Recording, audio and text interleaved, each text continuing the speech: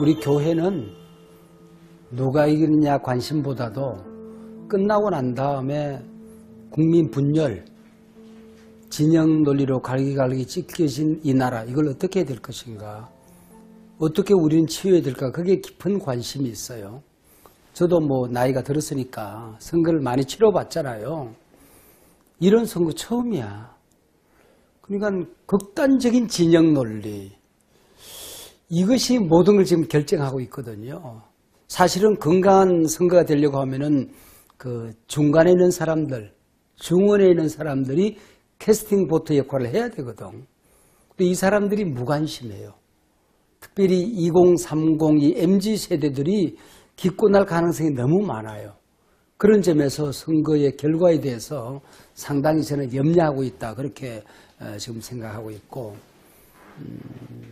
언제나 우리가 국민들이 걱정하는 것은 정책 선거가 되어야 되는데 이번처럼 정책이 실종된 적이 그렇게 별로 없어 보인다, 그 생각이 들어요. 그리고 이것저것 정책을 얘기해. 근데 국민이 관심이 없어. 그리고 신뢰를 안 해. 왜냐하면 그 내놓는 정책이 정말 진정성 있는 정책이라고 보여지지가 않는 거예요. 포퓰리즘이라고 지금 여겨지고 있는 거거든요. 그래서 저는 한국교회를 대표하는 입장에 있기 때문에 지금도 그렇지만은 끝나고 난 다음에 새 정부와 함께 정말 미래를 희망적으로 어떻게 만드는 데 협조할 것인가. 지금 우리 속에 주어진 역사적인 어젠다들이, 과제들이 너무 많잖아요. 기후위기, 이거 어떡할 거예요. 그리고 우리 교회에서 보면 이 기후위기가 프로그램으로 되는 게 아니거든요. 창조 질서를, 생태계를 보존하자고 하는 바로 이 신학적인 문제에서 출발할 수밖에 없거든요. 그 다음에 다음 세대가 태어나지 않는 것, 이 돈 써서 안 됐잖아요, 지금. 그리고 또 프로그램, 정책으로 안 됐잖아요. 그러면 이것은 정말 가치의 문제이고 신앙의 문제이고 정신의 문제이거든요. 우리가 조사해 보니까 신앙인들이 결혼에 대해서 의향이 굉장히 높아요. 그리고 신앙인들이 다음 세대 자녀를 얻겠다는 의향이 굉장히 높아요. 아, 그럼 이 교회가 앞장서야 되겠다, 그 생각이 드는 거예요. 뿐만 아니라 제4차 산업혁명 시대, 우리나라가 1차, 2차, 3차 산업혁명 시대에 기회를 만들어서 우뚝 일어섰잖아요. 이 디지털 르네상스 제4차 산업혁명 시대에 우리 2030, 우리 젊은이들, 또 그 다음 세대들에게 희망을 줘야 되거든요. 그래서 대선이 끝나고 난 다음에 교회가 어떤 역할을 하고 정부와 어떻게 협조할 것인가, 저는 온갖 고민이 거기에 있어요. 잘 안 보여서 걱정이 많아요, 지금까지는.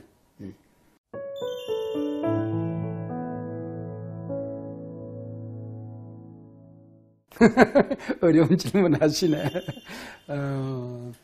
교회 부지런히 다니는 것 같아, 지금은. 지금은 다니고, 제가 그 후보들을 여러 번 만났거든요. 만났을 때에,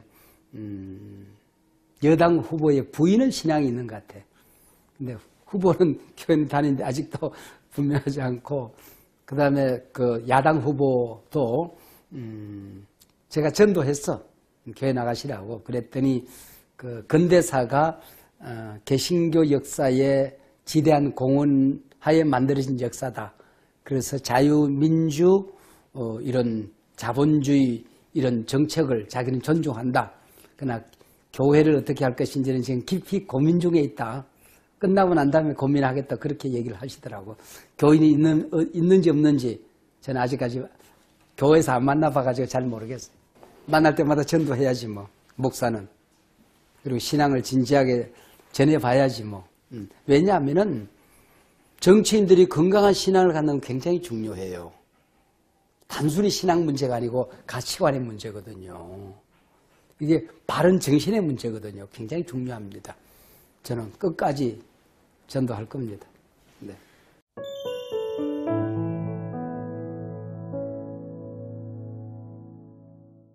팬데믹 파라독스라고 하는 게 있어요. 17세기 패스트를 영국 런던 교회가 잘 관리를 해서 영국 교회뿐만 아니라 영국 사회, 산업혁명을 일으키는 팍스 브리테니카를 이끌어 왔잖아요.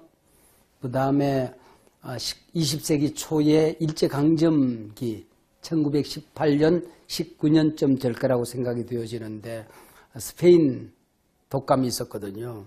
이때 미국 교회는 관리를 잘못해서 영적인 영향력을 그때부터 잃어버리고 쇠퇴기로 들어가요.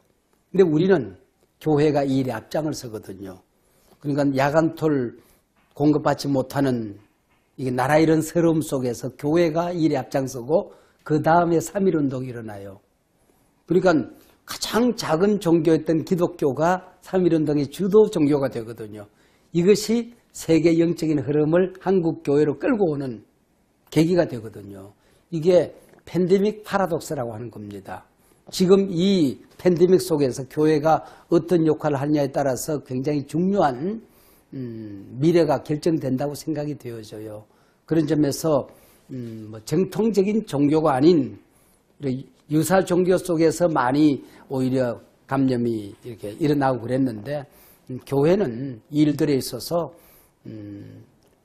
정부는 왜 교회가 예배에 목숨을 거는지를 좀 더 귀를 기울였어야 옳고 또 교회는 사회적인 합의에 대해서 동의하는 자세가 필요했다. 그 생각이 들어요. 그 생각이 들고 그런 점에서 정부와 교회가 거버넌스가 형성이 돼야 되거든요. 이건 파트너거든요. 이 파트너가 정부가 당황하고 교회도 당황해서 이걸 처음에는 잃어버렸어요. 근데 지금은 상당히 많이 협의체가 만들어져서 아마 바람직한 방향으로 잘 조화를 이루고 있다. 그 생각이 듭니다. 그래서 오히려 팬데믹 이후에 교회가 아마 멋진 역할을 감당해 내리라고 생각을 해요. 네. 교회도 많은 것을 깨달았고 정부도 우리 혼자만은 안 되는 거구나 하는 걸 알게 됐어요. 감사한 일입니다. 네.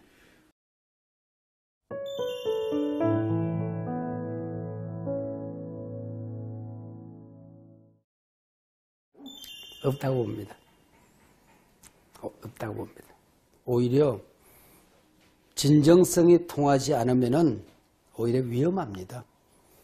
진정성이 통해야 되고 교회도 이용당하지 말아야 된다고 생각합니다. 교회는 하나님께 예배를 드리는 곳이고 믿음 생활하는 곳이지 정치 무대가 아니에요. 교회 몰표 없습니다.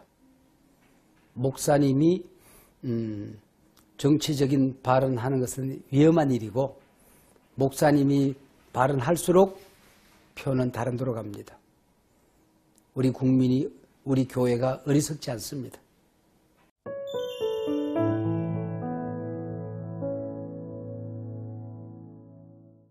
목사님들의 신학에 따라서 보수적인 성격을 가진 사람들이 극단적인 말씀을 하실 때도 있고 또 진보적인 성향이 강해서 또 진영의 논리에 서신 분도 계시지만은 그러나 교회는 바른 정신을 안내해야 되고 기권하지 않도록 하는 게 중요합니다. 왜냐하면 교회가 캐스팅 보트 역할을 해야 돼요. 그런 점에서 바른 가치를 지닌 분들을 바르게 선택을 해라. 그리고 이 갈등 시대에 보수, 진보, 그 다음에 지역 갈등, 그 다음에 시니어와 젊은이 갈등 이런 구조로 선택하지 말아라. 그리고 정말 하나님께서 원하는 미래를 이끌어갈 사람들을 선택하는 기준을 잘 가르쳐줘야지 국민들이 어떤 선택을 하는가 하는 것이 우리나라의 미래잖아요. 대통령을 잘못 뽑은 것은 국민일 수 있거든요. 그거는 국민이 그 대가를 치르는 것입니다. 올바른 선택을 했던 국민은 그 메리트를 누리게 될 것이고 올바른 선택을 하지 않은 국민은 그 대가를 치르게 되어 있는 겁니다. 교회는 그걸 가르쳐야죠.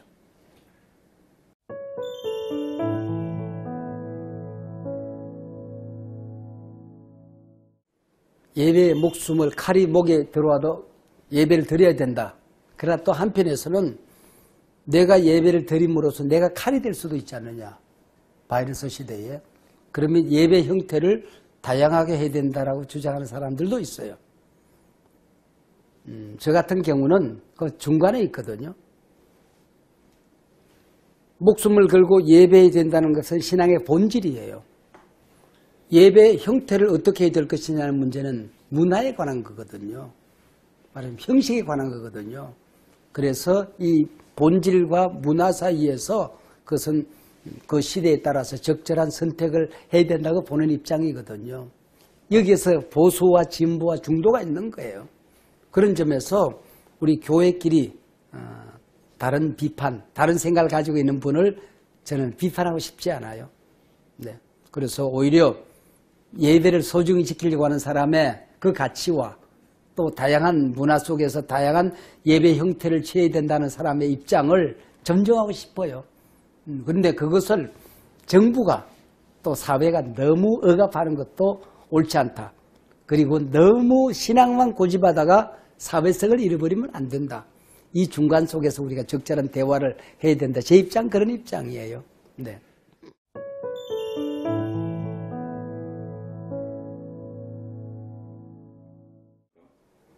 정치와 무속과의 연결은 어제 오늘의 얘기는 아니에요. 옛날에도 있었고 또 정치 선거 때가 되면은 그 집이 불티가 난다는 얘기도 있었어요. 그러나 건강한 종교와 무속의 차이를 잘 알아야 되거든요. 건강한 종교는 인격적이에요. 지정의 바른 판단과 바른 생각과 바른 결단이 함께 어우러질 때에 건강한 거예요. 건강한 종교는 윤리적이에요. 그리고 과학적이고 합리적이고 상식적이에요.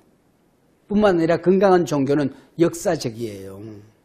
그래서 과거, 현재, 미래를 조망하는 그런 게 우리가 종합해야 되거든요. 그러나 무속이라고 하는 것은 사당적일 수가 있어요.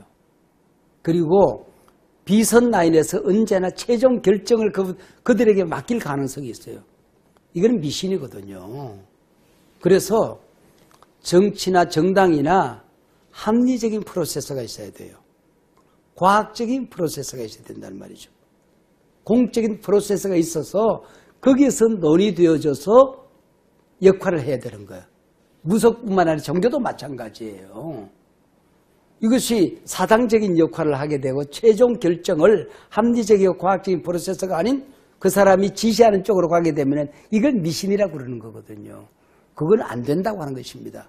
그건 안 된다고 하는 것이니까 지금 잘 됐다. 이번 기회에 정치가 철저하게 과학적인 프로세스로 이 일들을 진행해라 하고 문제가 터진 김에 이 일들을 제대로 된 프로세스를 갖출 수 있는 계기가 됐으면 좋겠다. 안 되면은 이제는 저항에 부딪힐 겁니다. 교회에 집단적인 저항에 부딪힐 겁니다. 이제는 앞으로는 이제 국민들이 그만큼 깨달아가기 시작하잖아요. 이건 아니네 하고 깨달아가기 시작한 겁니다. 그리고 그런 문제가 있을 때에 문제는 언제나 있는 거거든. 그래서 그거는 기회가 될 수도 있어요. 깨끗하게 정리하면 그리고 진정성 있게 정리하면 기회가 돼요.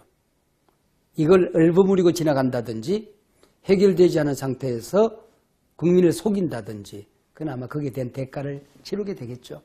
네. 진정성 있게 돌이켜야 됩니다.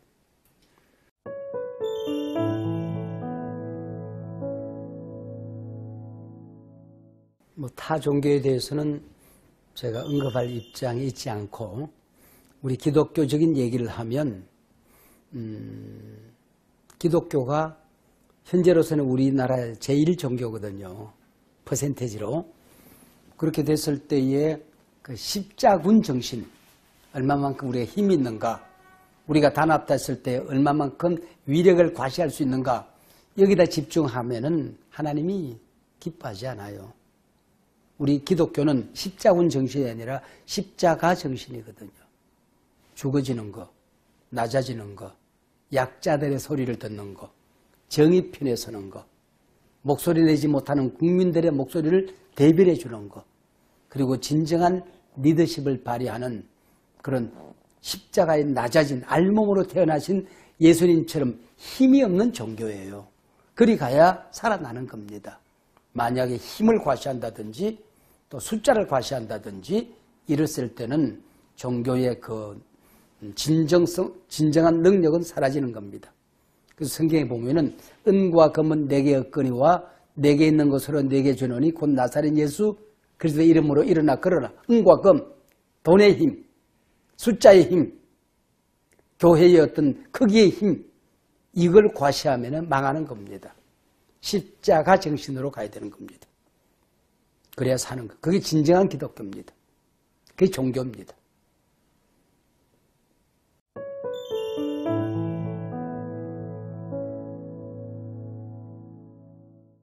종교의 영적인 영역, 정신적인 영역, 가치의 영역은 존중받아야 됩니다.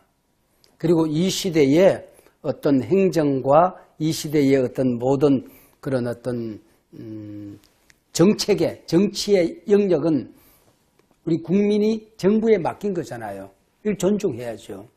그래서 서로 존중하는, 말하자면은 파트너십을 유지해야지 정부는 교회나 종교를 하위 집단, 청와대에 소속되어 있는, 정부에 소속되어 있는 하위 집단으로 생각하면 안 됩니다.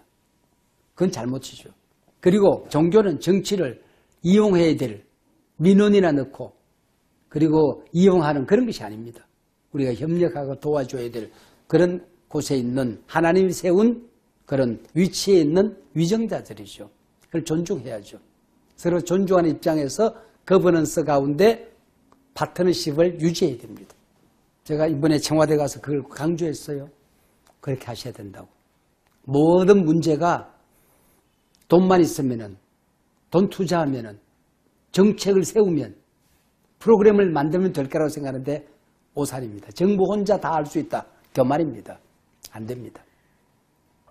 서로 협력해야죠. 도와야죠.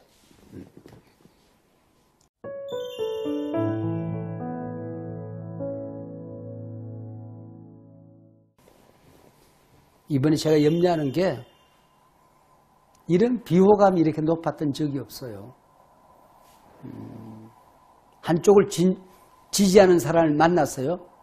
왜 거기를 지지하냐? 그랬더니 저희가 싫어서 여기를 지지하는데, 그러니까 최악이 아닌 차악이기 때문에 선택한다는 거지. 그래서 그래도 기권은 안 된다. 일이라도 더 하나님이 기뻐하는 사람을 찾아야 된다. 저는 그렇게 생각하죠. 누가 됐으면 좋겠다 하는 것은 여기만 있습니다. 제가 한교총을 대표하는 사람으로서 말할 수 있는 위치에 있지 않습니다. 여기는 있습니다. 제가 판단한 기준은 기독교적인 가치를 지니고 있느냐 하는 것을 볼 겁니다. 네.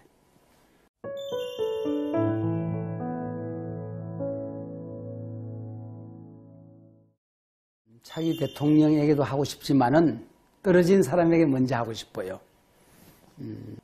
국민이 선택한 이 선택에 대해서 인정하셔야 됩니다. 그리고 기회를 줘야 됩니다. 그들에게 기회를 주어서 자리를 잡도록, 국민을 잘 섬길 수 있도록 기회를 줘야 된다. 그 생각이 들어요. 당선된 분에게 제가 꼭 드리고 싶은 말씀이 있습니다. 국민을 편가르게 하는 진영으로부터 벗어나셔야 됩니다. 갈갈에 찢겨진 진영 논리, 국민을 통합하고 또 국민을 하나 되게 하는 일에 힘쓰셔야 됩니다.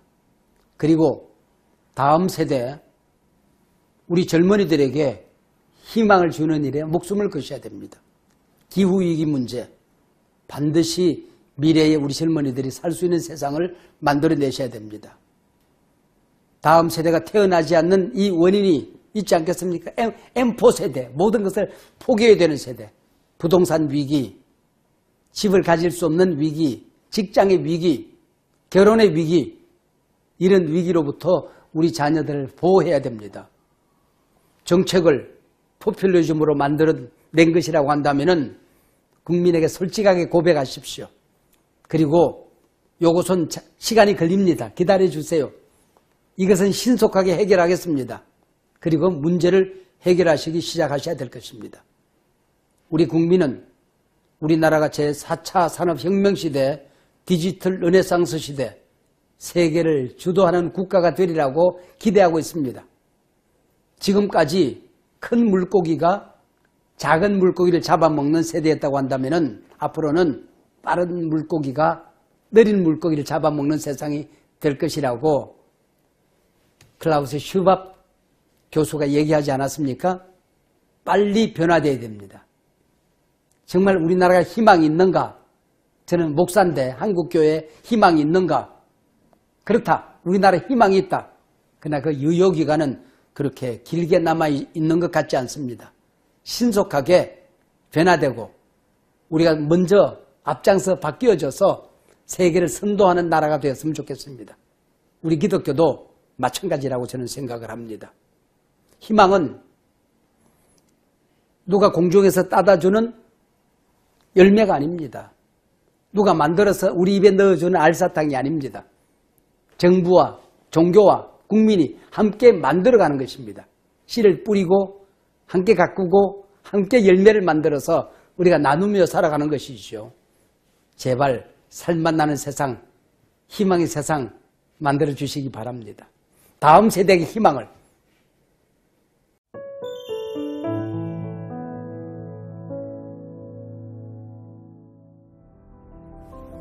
투표하십시오. 국민들이요. 반드시 하십시오. 0.1이라도 마음 가는 사람을 위하여 나가십시오. 그래야 우리나라가 바른 길로 갑니다. 정치적인 무관심, 여러 후보에 대한 무관심, 그건 범죄입니다. 관심을 가지십시오. 마음에 안 들어도 관심을 가지십시오. 그리고 그렇게 말씀드리고 싶어요.